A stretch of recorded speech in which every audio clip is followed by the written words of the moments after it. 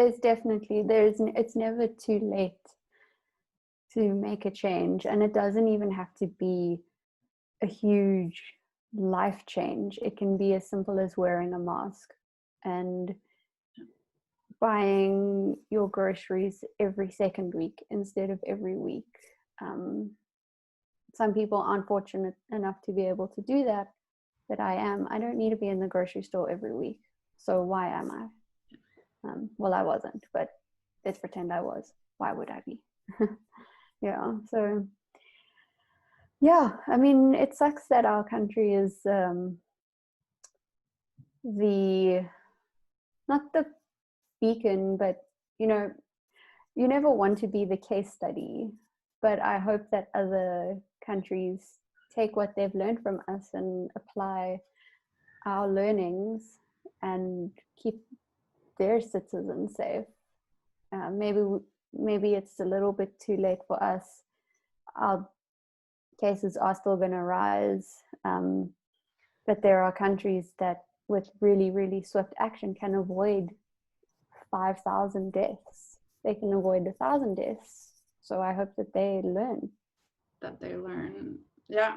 But it's never too late, really, and it's not only me saying it, but even the extreme experts, regardless what your opinion is on the World Health Organization, they are the experts in a global health crisis, and they've been saying it from the beginning.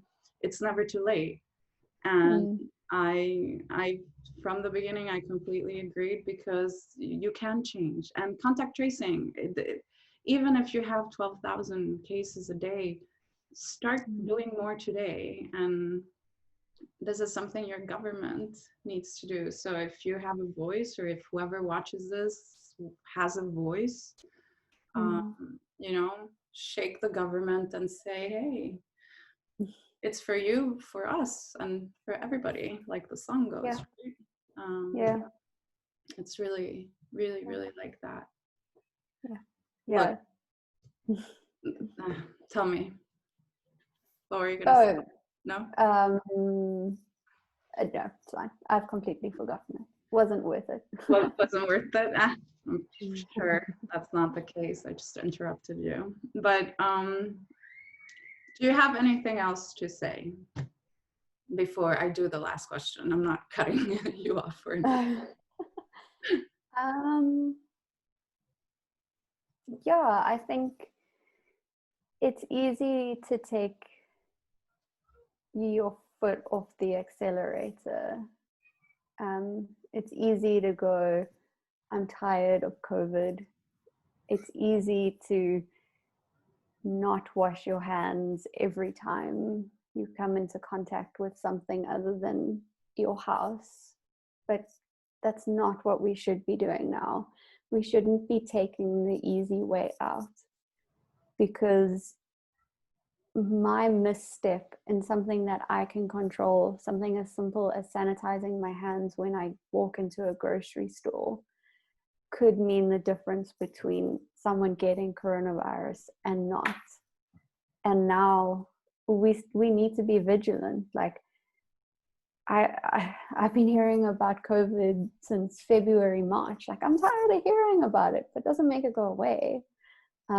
So to anyone who is watching, you're probably feeling COVID fatigue, but don't stop. Start doing better if you need to. Start wearing your mask. Start staying at home more. It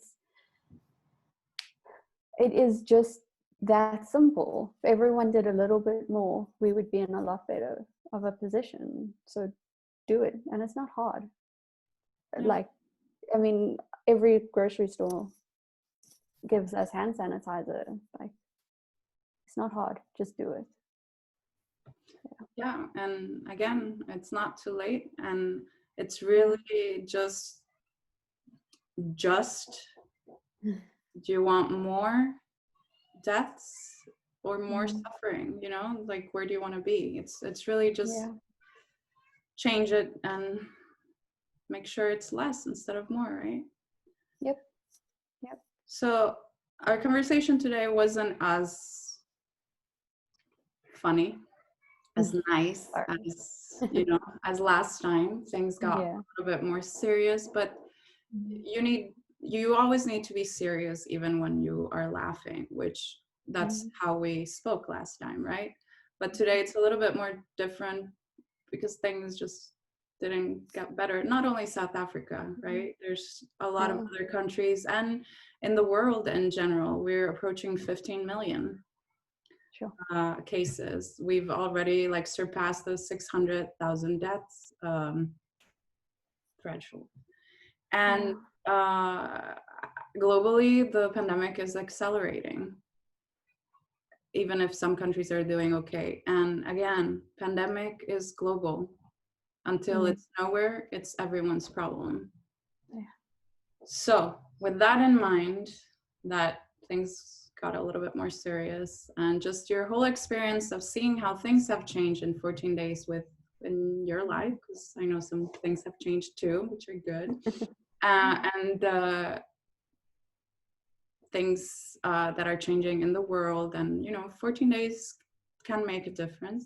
So with this experience that you've had with me in 14 days to change, and your story, your experiences, and so on, you already mentioned some of the stuff, but maybe you want to add something else. If you could give a message to the people that are going to listen to this, that are going to watch this, regardless if they're South Africans or if they're coming from a country that is better or worse off, is there anything else? Is there something that you would like them to know? Yeah. Don't lose hope. I think if we're living in a world without hope, then what is there to look forward to? And what the coronavirus has shown me is how people band together. We now all speak the same language.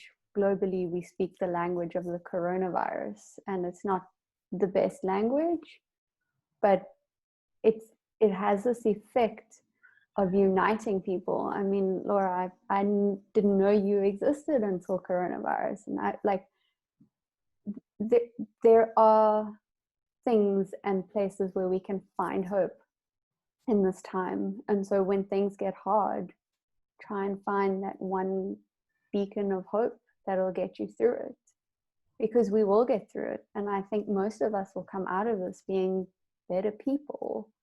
And so we're feeling tired, we're feeling it, I get it, I'm there, but just hold on to that hope and keep doing the things that keep you safe and keep your family safe and keep others around you safe. That in itself, knowing that there's one other person out there who is doing everything they can to keep me safe, gives me hope. And so don't lose it. Don't lose it. We'll make it through it. Don't lose it. Yeah. It's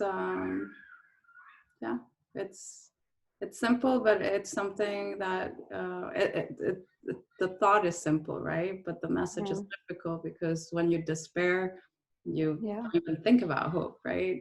No. Yeah. So. As someone who's experienced depression, things that should give you hope don't, and it is so hard to crawl out of that tunnel. And it's easy for me to say, don't lose hope. I'm in a house, I have a roof over my head. But if there is one small thing that you can find in your life that makes you feel like the world will be okay, can be the smallest thing. That's all you need to do. You just need to hold on to that. And hopefully that will be the start of something more and more hopeful. Yeah. I like it. I like your message. It's it was needed also. Laura, don't lose hope. Yes. Everybody. Carla, don't lose hope. And and don't stress, because that was your message 14 days ago. Don't stress and keep on doing good for 1 or 100 people. Yes. Do that. And it has been a pleasure getting to know you. I liked our first interview better than our second, not because of us, but because of circumstances. Yeah. But I really hope things improve in South Africa. Thank you. I really hope that in 14 days, although we won't be having a third interview, I really hope you can write to me and let me know, guess what, this and this happened, and how it has changed for the best. Because we know it does work in a pandemic. It might not work in other sectors of your life or your professional jobs, whatever, but it does work in a pandemic. Yeah. Carla, all the way from South Africa, 14 days to change, your story and South Africa's. Thank you very much. Thank you so much. This has been great. So glad that I got to meet you. Ditto. Thank you. Bye. Bye.